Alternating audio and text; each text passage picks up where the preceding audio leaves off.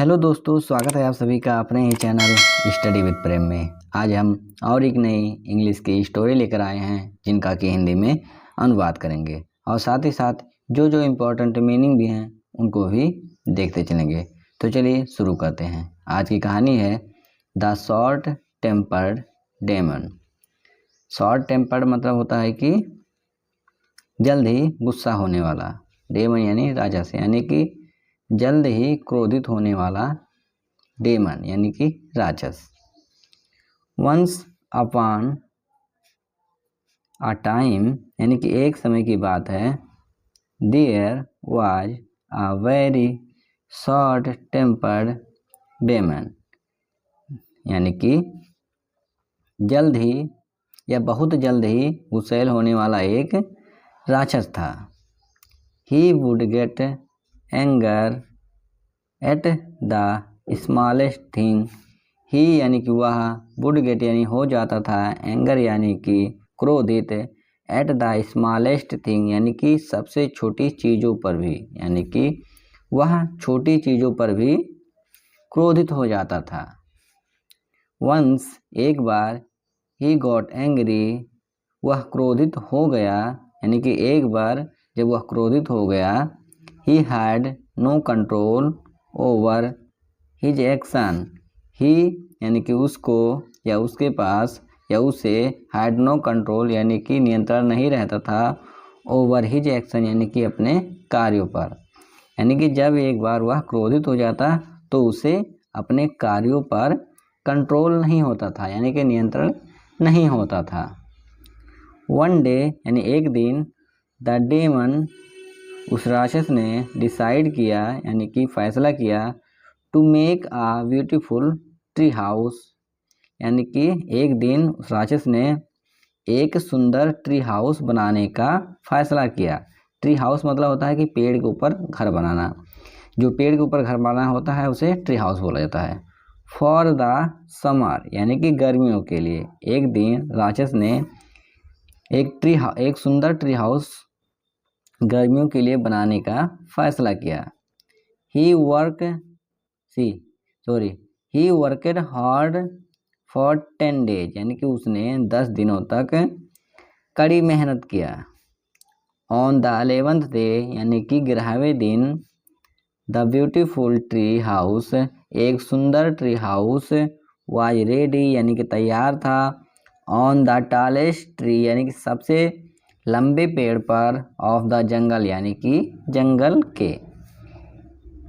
एक सुंदर tree house जंगल के सबसे बड़े पेड़ पर या सबसे लंबे पेड़ पर तैयार था। Just when the demon was giving it final touch बिल्कुल जब वह डेमन वाज यानी दे रहा था, इट यानी कि उस ट्री हाउस को, फाइनल टच यानी कि अंतिम रूप, यानी कि जब वह डेमन उस ट्री हाउस को अंतिम रूप दे रहा था, the pigeon flying above him यानी कि एक कबूतर उसके ऊपर से उड़ता हुआ, पुप्ड ऑन हिज शोल्डर यानी कि उसके कंधे पर बैठ गया। द फ्यूरियस डेमन, फ्यूरियस यानी कि होता है गुस्सैल, यानी कि वह गुस्सैल डेमन यानी कि राक्षस, चेज्ड द पिजन यानी कि उस कबूतर का पीछा किया।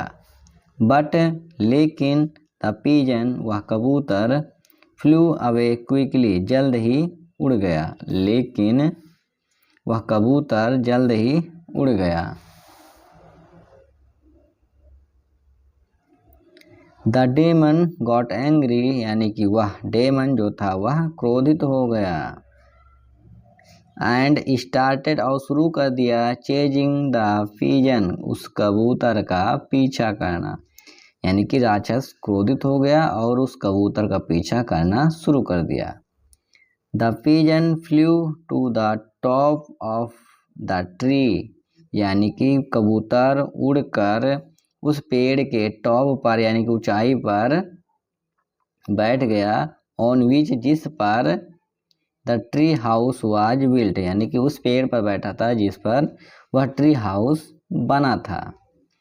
The demon was so blinded, यानी कि वह राक्षस इतना ज़्यादा अंधा हो गया था, बाय हिज रेज, यानी कि अपने गुस्से से, यानी कि वह राक्षस अपने गुस्से से इतना अंधा हो गया था, दैट यानी कि ही डिड नॉट रियलाइज, कि उसे यह एहसास नहीं हुआ, दैट कि it was the same tree, यानी कि ये वह वही पेड़ है, with his precious tree house, जिस पर उसका महत्वपूर्ण या फिर उसका अनमोल ट्री हाउस था।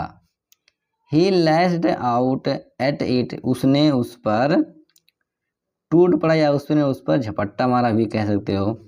And his beautiful tree house, और उसका सुंदर ट्री हाउस केम यानी कि आ गया, क्रैशिंग यानी कि टूटते हुए, डाउन यानी कि नीचे, और उसका सुंदर ट्री हाउस टूटते हुए नीचे आ गया। मोरल इसका है, या इस कहानी से हमें क्या सीख मिलती है कि थॉटलेस एंगर, यानी कि बिना सोचे समझे गुस्सा करना, कैन यानी हो सकता है, काज यानी कारण, सीरियस डैमेज यानी कि गंभीर नुकसान का, यानी कि बिना सोचे समझे आप कोई अगर किसी पर गुस्सा करेंगे तो यह आपका ही नुकसान करेगा। ये कहानी अगर आपको अच्छी लगी हो तो कृपया करके लाइक, शेयर और सब्सक्राइब करना ना भूलें। मिलते हैं अगले वीडियो में, तब तक के लिए जय हिंद।